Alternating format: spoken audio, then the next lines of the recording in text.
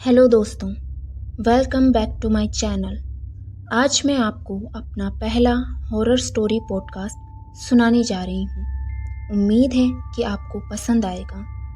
इस पॉडकास्ट में जो कहानी मैं आपको आज सुनाने जा रही हूँ वो आज से 15 साल पहले की कहानी है, जब मैं 7 साल की थी। तो आइए कहानी शुरू करते हैं। 15 साल पहले जहाँ मैं रहा करती थी वहाँ ज़्यादा घर नहीं थे। एक हमारा घर और बाकी के 2 और घर। बाकी दूर दूर तक केवल बंजर ही बंजर था। एक दिन मैं अपने घर के बाहर अपने भाई बहन और कुछ दोस्तों के साथ खेल रही थी और हमारे घर के पास जो तीसरा घर है उस घर में एक बूढ़े अंकल रहा करते थे। कभी कभी हम उन अंकल के पास खेलने चले जाया करते थे। इसी तरह एक दिन हम उन अंकल के पास फिर से खेलने गए, उनसे बातें करने गए। उन बूढ़े अंकल का जो घर था वो 2 मंजिला था। नीचे की तरफ एक तहखाना था जिसमें कभी कोई नहीं जाता था और वो हमेशा ऊपर वाले फ्लोर में ही रहा करते थे। उनका जो ऊपर का जो फ्लोर है वो बाहर से एक सीढ़ी से होकर जाता था। इसी तरह उस दिन हम उस सीढ़ी के रास्ते से उस फ्लोर में उन बूढ़े अंकल से मिलने गए। उन बूढ़े अंकल के घर के नीचे एक बगीचा भी था। एक दिन जब हम उन बूढ़े अंकल के पास बात करने गए या उनसे मिलने गए तो मेरे दोस्त, मेरे भाई और बहन उन बूढ़े अंकल से बात कर रहे थे और उन बूढ़े अंकल के घर के नीचे जो तहखाना था उस तहखाने में कभी कोई नहीं जाया करता था। एक दिन मैंने सोचा कि इस तहखाने में आखिर ऐसा क्या है जो यहाँ कभी कोई नहीं जाता। आप जानते ही हैं बचपन से जो बच्चे होते हैं उनमें कितनी जिज्ञासा होती है कोई भी चीज़ जानने की। इसी तरह से मुझे भी ये जानना था कि आखिर उस तहखाने में क्या था। और जो मेरे दोस्त और भाई बहन थे वो उन बूढ़े अंकल से बातें करने में मग्न थे और मैं उस तहखाने की जो सीढ़ियाँ थी, उस तहखाने का जो रास्ता था, मैं बता दूं आपको दोस्तों, वो सीढ़ियों से होकर जाता था।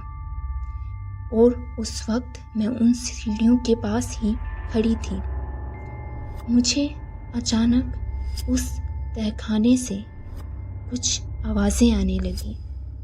मैंने सोचा आखिर इस तहखाने में तो कोई नहीं रहता, तो ये आवाज़ें कहाँ से आ रही हैं।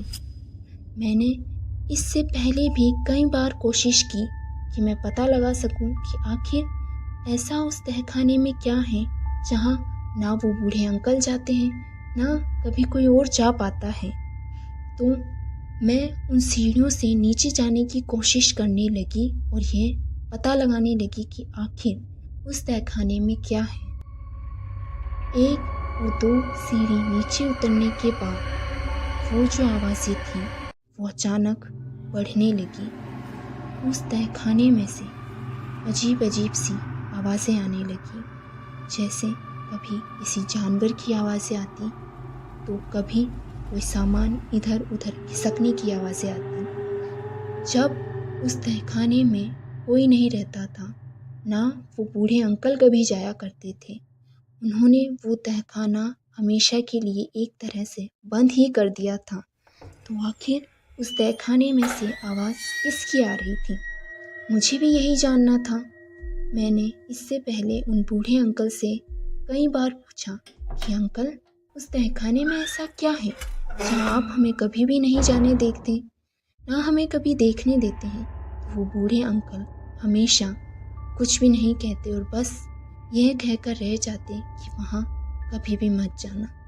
लेकिन मेरे मन में हमेशा यह जिज्ञासा रहती कि आखिर उस तहखाने में ऐसा क्या है जहाँ वो अंकल कभी भी हमें जाने के लिए मना कर देते हैं। और धीरे धीरे उस तहखाने की वो आवाज़ें और तेज होने लगी। ये बड़े ही अचंभे की बात होगी क्योंकि वो जो आवाज़ें थी वो किसी और को मेरे दोस्तों, मेरे भाई या बहन किसी को नहीं सुनाई दे रही थी। हालांकि जो मेरे दोस्त, मेरे भाई बहन थे, वो थोड़ा सा बाहर की तरफ खड़े थे और उन बूढ़े अंकल से बातें कर रहे थे और मैं ही उस तहखाने के नज़दीक खड़ी थी। धीरे धीरे वो आवाज़ें और बढ़ने लगी। अचानक वो आवाज़ें बंद हो गई और वहाँ से एक औरत के रोने की आवाज़ें आने लगी।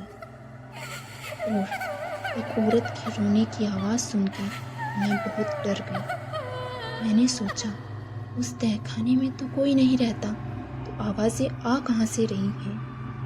और धीरे धीरे वो रोने की आवाज़ भी बंद हो गई। अभी कुछ देर पहले इतनी सारी आवाज़ें आ रही थीं, किसी जानवर की, कभी सामान इधर उधर होने की, तो कभी औरत के रोने की।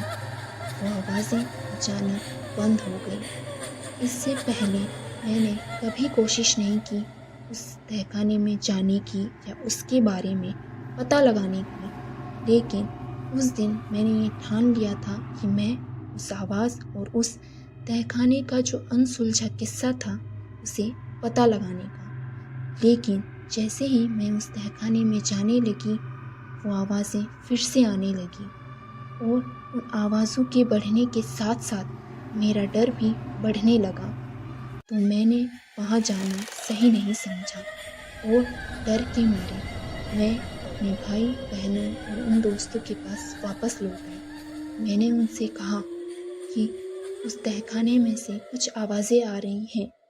तो उन बूढ़े अंकल ने कहा, बेटा, मैंने तुम्हें मना किया था कि उस तहखाने की तरफ जाने की कभी भी सोचना भी मत। आखिर हम सब बच्चों ने उन बूढ़े अंकल से पूछा कि अंकल, आखिर उस तहखाने में ऐसा क्या है जो आप हमें जाने से मना करते हैं।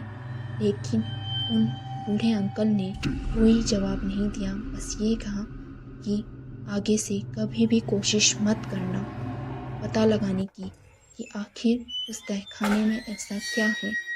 उस वक्त उन बूढ़े अंकल ने हम बच्चों को वहाँ से भेज दिया ताकि हम और कोई भी कोशिश उन्हें पूछने की या उस तहखाने तक जाने की ना कर सकें। उस घर से हम निकलकर अपने घर की तरफ आ गए। उस तहखाने का राज और वो आवाज़ें मेरे मन में घर पर लौटने के बाद भी चलती रही। लेकिन अगले दिन जब मैं उठी तो हमें पता लगा कि वो जो बूढ़े अंकल थे वो मर चुके हैं। अब ये कोई इत्तेफाक था या फिर कोई अनसुलझा किस्सा कि जब पहली बार उस तहखाने का हम पता लगाने लगे, उसके अगले ही दिन उन बूढ़े अंकल की मौत हो गई। और उन बूढ़े अंकल की मौत के बाद वो जो घर था वो बंद कर दिया गया और वो जो तहखाने का किस्सा था वो हमेशा के लिए अधूरा रह गया। ना उसे कभी कोई पता लगा सका और आज भी वो अधूरा ही रह गया। तो ये थी आज की मेरी कहानी जो आज से 15 साल पहले घटित हुई थी। तो ऐसी ही और कहानियों को सुनने के लिए हमारे चैनल को अभी के अभी सब्सक्राइब कर दीजिए और बेल आइकन को भी दबा दीजिए। तब तक के लिए अपना ध्यान रखिए, सुरक्षित रहिए। फिर से मिलते हैं हम ऐसी ही इंटरेस्टिंग कहानी के साथ।